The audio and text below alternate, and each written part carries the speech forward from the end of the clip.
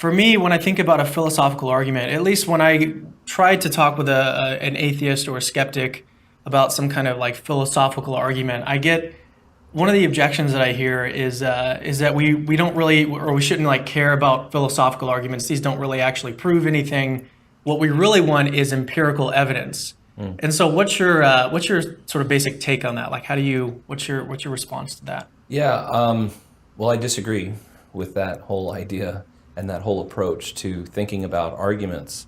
I tend to view most academic disciplines as all of them, in some sense, being under philosophy as sort of the queen of the disciplines. And the medievals would have thought that theology, in particular, was the queen of the disciplines, even over philosophy. I'm sympathetic to that idea, but there are all kinds of sub-disciplines of philosophy that most people don't reflect on and see them as a philosophical discipline, like mathematics.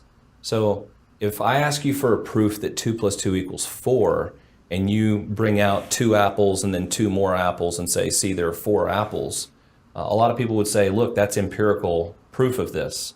And I'm going to say it's not, because the idea of what numbers are stands behind whatever objects you're bringing out to count with. And whatever So the what do you nature... mean stands behind? I mean that we have numbers and we use them, and I mean there's a debate amongst philosophers about whether numbers are real or whether they're abstract objects, or whether nominalism is true and these are just social constructions that we have. But notice that even talking about that is itself not an empirical discussion, but it is a philosophical discussion. So when people just say, look, I can prove to you that 2 plus 2 equals 4 using this empirical method of counting apples, they're presupposing a lot of philosophy that has already taken place in the background, that they're just either unaware of or they're not critically reflective of it. And I don't mean to say that in any negative way, that people who are doing this are ignorant or foolish. That's not my contention. Rather, I just want to point out that there are all kinds of things about life that we don't have the ability to get empirical evidence about those things. I don't think it means that we shouldn't really care about those things.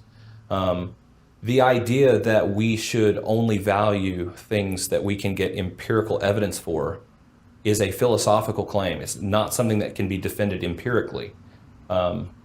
So are you familiar with scientism? Yes. Yeah, so I think that there's something in the neighborhood of scientism that's at work here, that people think the only things that we should believe are things that can be scientifically proven. But the claim that you should only believe things which can be scientifically proven, that claim itself cannot be scientifically proven. So there's a kind of self-defeating attitude of a lot of this. So I just reject the idea that we have to have empirical evidence in order for anything to count as a good argument, whether an argument for the existence of God or an argument for the existence of something else.